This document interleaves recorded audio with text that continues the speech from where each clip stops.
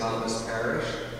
My first visit was for the sacrament of confirmation, and I was happy to accept the invitation of Father Sullivan to come to speak to you about the new translation of the Roman Missal.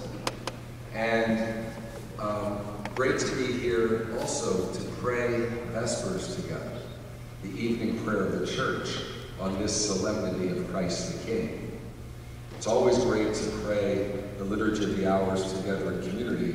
As you know, we priests say these different prayers, morning prayer, daytime prayer, evening prayer, night prayer, usually by ourselves. So it's wonderful to pray that evening prayer on this feast with you here at St. Thomas tonight. Father Sullivan asked me to speak about the new translation. And as you probably know, we have a year to prepare. The bishop's work is done, thanks be to God. Since I became a bishop, was ordained a bishop in 2004, we've been working on this. And the Holy See, the Vatican, and many theologians and other experts in translation. So it's been a long time. And now we have a year before we will actually use it. It's time for publishers. There's a few last-minute things that are coming from the Vatican, musicians who have to compose new texts. So we need this extra year. But we will start using the new translation on November 27, 2011. That's the first Sunday of Advent next year. Why is this important? It's important because the Eucharistic liturgy is the center of the Church's life.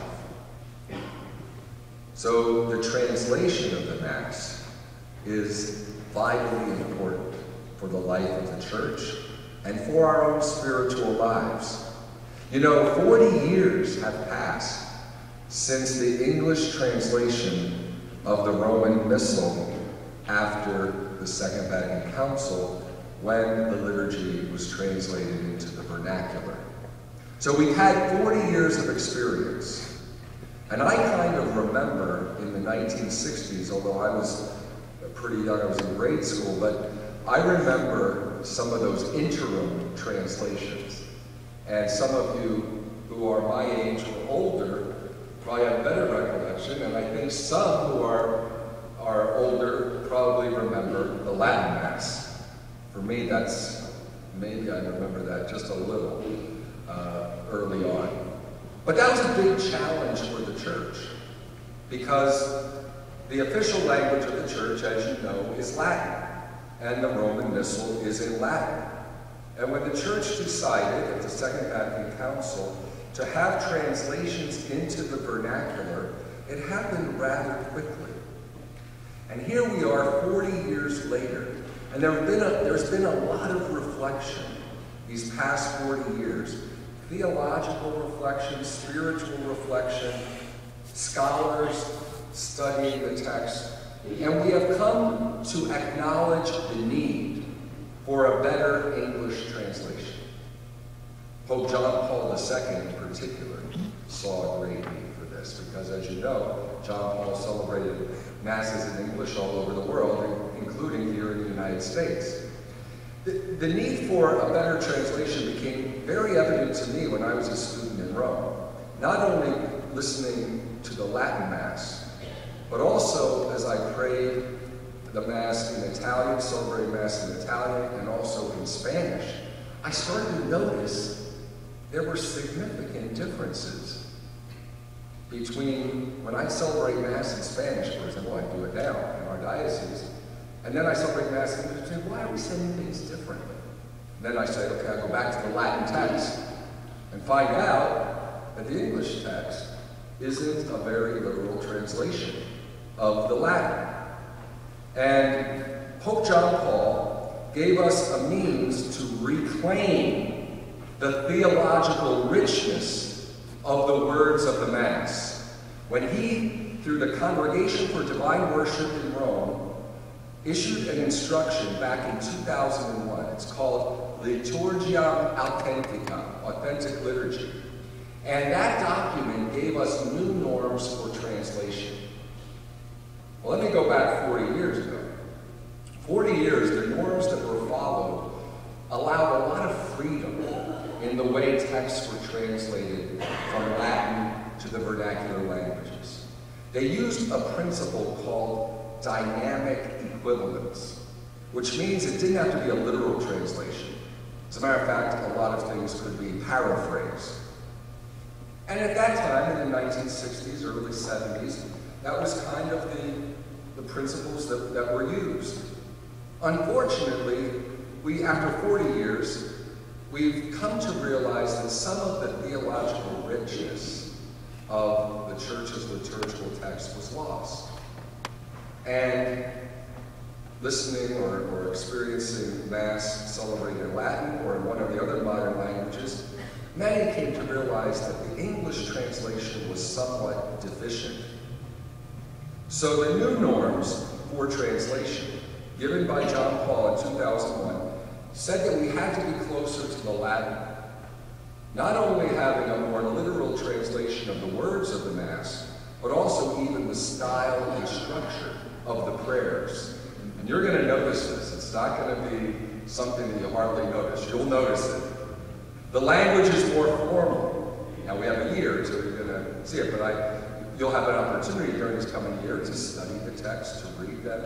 You go online on the bishop's website. There'll be a lot of materials. I'm sure Father Sullivan will have materials for you.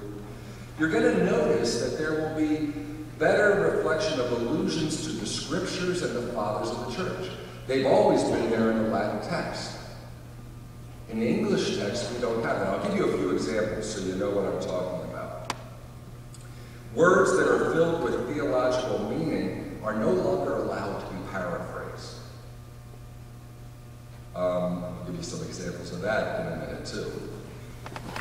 But some very important concepts of our faith are there in traditional theological vocabulary that are really going to be reintroduced now into the liturgy.